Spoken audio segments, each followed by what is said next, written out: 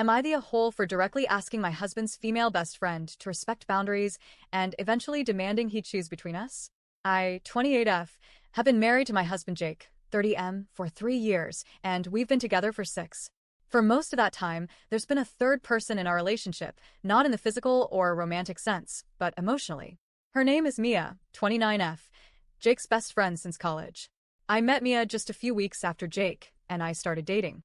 From the very beginning, it was clear that she was a big part of his life.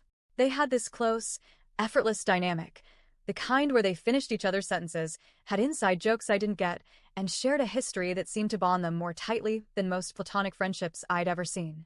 At first, I tried to be chill about it. I told myself that people can have close opposite-sex friendships, and that it's not a threat to a romantic relationship. I didn't want to be the insecure girlfriend who couldn't handle her boyfriend having a female best friend. So I smiled, nodded, and tried to play nice. But over time, that patience turned into quiet resentment.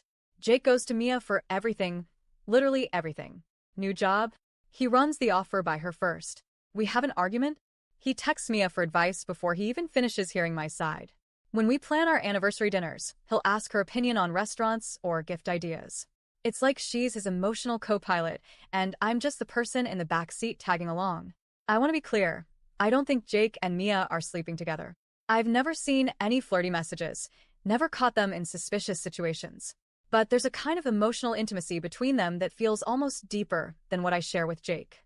It's this unspoken language between them.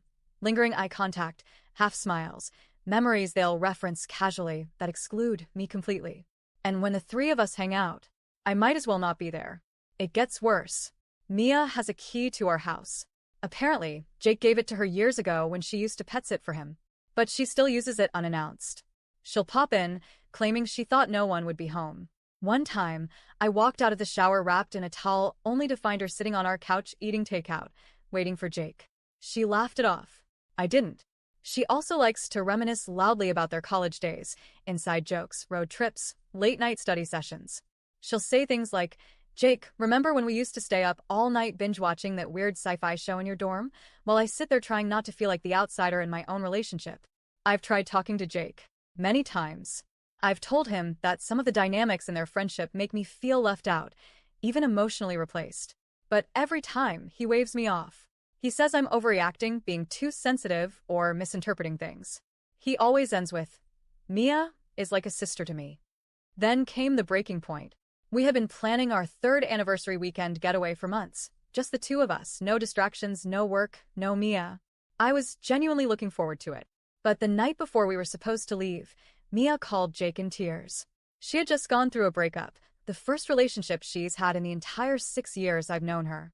Jake immediately said, "Maybe we should cancel the trip, so I can be there for her." I thought he was joking. He wasn't. I told him that was absurd. She has other friends, and we'd been planning this for months. Then, without any shame, he suggested she could come with us, so she wouldn't be alone. On our anniversary trip, I lost it. We had a massive fight.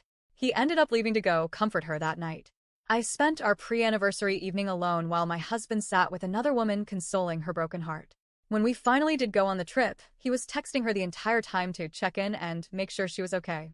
I came home from that trip with a decision. I reached out to Mia and asked to meet for coffee, woman to woman.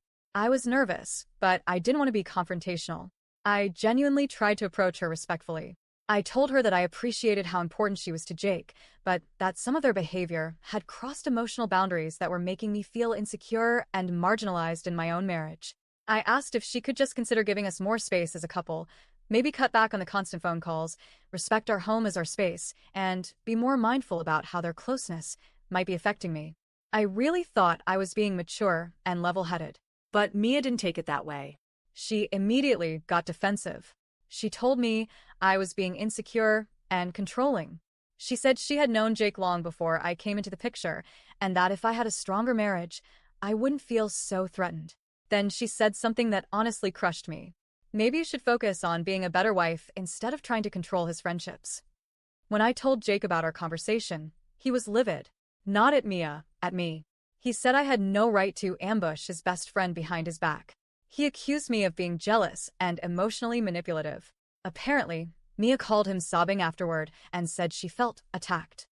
Now Jake is treating me like I betrayed him. Some of our mutual friends, the ones who have seen Mia and Jake's closeness and always thought it was cute, say I went too far, that I should have dealt with Jake directly instead of confronting Mia. But I did. For years. Nothing changed. So after that, I blocked Mia on everything.